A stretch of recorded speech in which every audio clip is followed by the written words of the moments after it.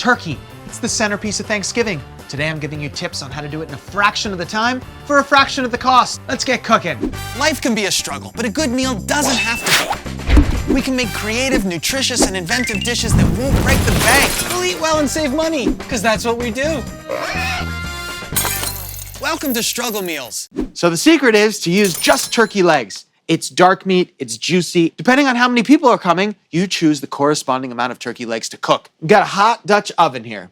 We're gonna sear these in batches to get some color. So we'll put a little oil in the pan and we're gonna salt and pepper the turkey legs. So we're not trying to cook them right now, we're just trying to brown the skin, which means flavor, which you need in a turkey bird. So we'll quickly sear both sides. So you're gonna want the heaviest bottomed pot that you've got to do this. That's gonna give you even heat, which is really, really good. And if it's a little small, just sear in batches. Don't put them all in at once. While this first batch is searing, let's chop up our veg.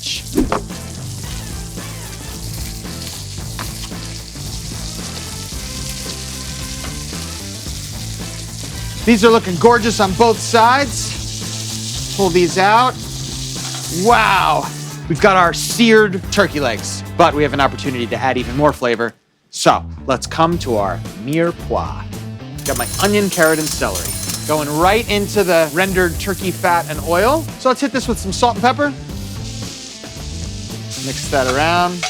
Let's build the flavor even more by heading over to the herb garden. These are plants that I purchased months ago, and they just keep growing food. It's the craziest thing. We're gonna get some sage. Gives you the flavors of the deep forest, really nice. And we're gonna grab some rosemary. Beautiful. I'm just gonna rip the sage right into here. For the rosemary, I'm just gonna kind of work it right off the stem. Let's cook this down a little bit. We can add our turkey legs right back in. They're not all gonna be on the same plane, and that's okay. Don't worry about it. Also, we got these resting juices. Definitely get those in.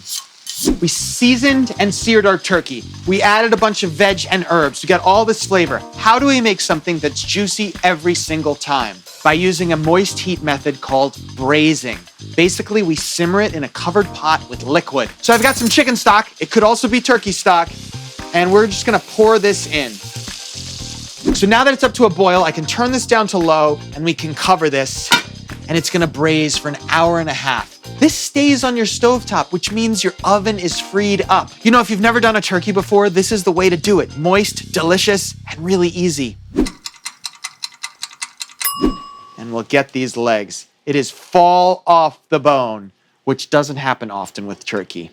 Another advantage to braising the meat is that we've got this flavorful liquid right here that we can turn into a gravy. Is it really Thanksgiving without gravy? Alls we gotta do is thicken it. And we're gonna do that with something called a cornstarch slurry. The only way you can screw this up is if you put cornstarch directly into the broth. It's not gonna work, it's gonna clump up. In a separate bowl, combining cornstarch with water until it's smooth.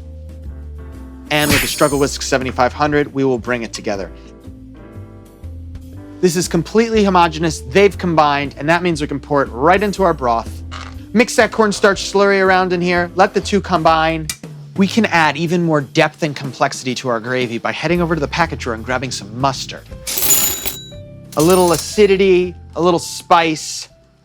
So now that our gravy is looking nice and thick, we've got to taste it, right? Because it doesn't matter if the texture's right if it doesn't taste good. So come in, have a little taste, all right?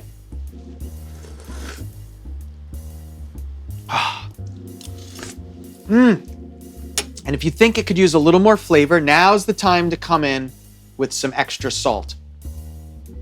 This Thanksgiving's gonna be so delicious. By not blending it and not straining it, we've got a super rustic gravy.